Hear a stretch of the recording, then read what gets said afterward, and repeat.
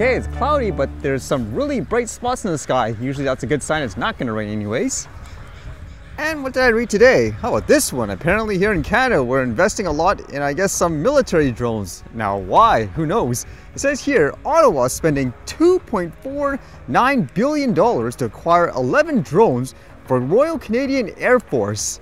Ottawa plans to spend $2.49 billion to acquire 11 remotely piloted drones to help the Royal Canadian Air Force conduct long-distance surveillance, federal officials announced Tuesday. Canada will buy the drones from US-based General Atomics Aeronautical Systems Inc. with some components from the United States government. Defense Minister Bill Blair said in a news release that the drones, known as a remotely piloted aircraft system, will offer Canada's military, quote, nimble response options during deployments. We must ensure Canada has a modern, adaptable military that is prepared to respond to evolving and emerging security challenges, Blair said. Now, they say they're not going to be coming until a while because it says the first drones are expected to be delivered in 2028 and the program will be at full operational capability by 2033. So a long way to go. Well, I guess one of the things people are worried about is whether or not this is going to be used on, quote, regular citizens. Imagine during that time, for example, when they had all the protests with the truckers and stuff like that here, then you'll have these humongous drones, I guess, flying around and doing surveillance. Would people be okay with that in general? Because it does say here, meanwhile, officials said the remote aircraft system will be capable of detecting, recognizing, identifying, tracking, and engaging targets in various environments, including in Canada's north. It will only be armed when necessary for specifically assigned tasks.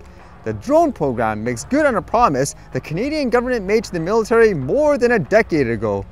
It also follows the federal government's November 30th announcement that it had finalized an agreement with the US to purchase up to 16 P-8A Poison aircraft for the Air Force.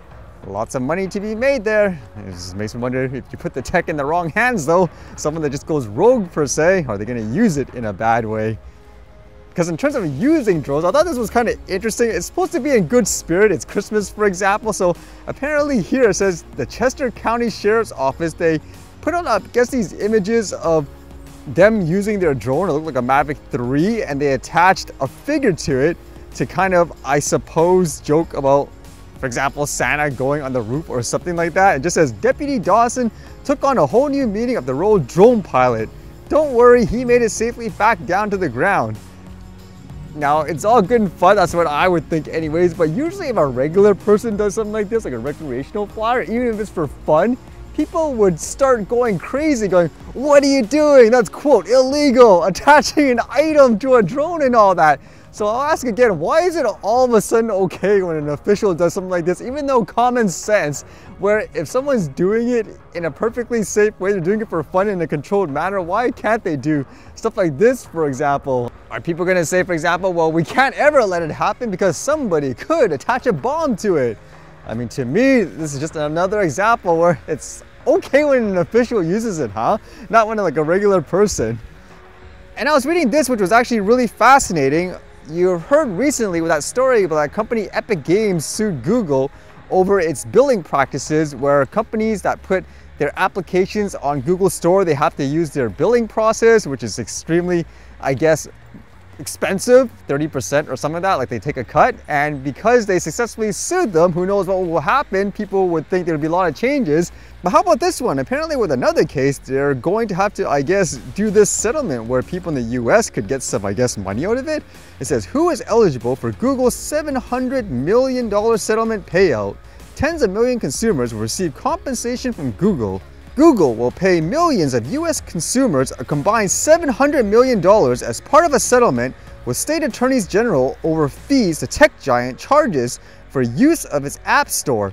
The company will shell out $630 million to a fund that will go directly to more than 100 million consumers nationwide, according to the details of a settlement that was made public late Monday. An additional $70 million will be paid into a fund for states to disperse to consumers for similar claims. The settlement resolves a 2021 lawsuit brought against Google over the alleged abuse of its market dominance by charging exorbitant fees for app creators. As part of the settlement, Google will allow users of its Android mobile devices to directly download apps, bypassing the Play Store altogether. That's kind of interesting, so it's kind of two things in one there. The compensation and now people being able to download, I guess, stuff outside of the App Store. With that thought, they actually commented on that case with Epic Games, saying here, while we are challenging that verdict and our case with Epic is far from over, we remain committed to continually improving Android and Google Play. Google's Wilson White said in a blog post on Monday. In a statement Monday, Epic Games criticized the settlement reached between the state attorneys general and Google, saying the agreement failed to address the alleged illegal conduct. So, not over yet, but I guess it's kind of interesting in that case as they're already changing, I guess you could say, some of their business practices, huh?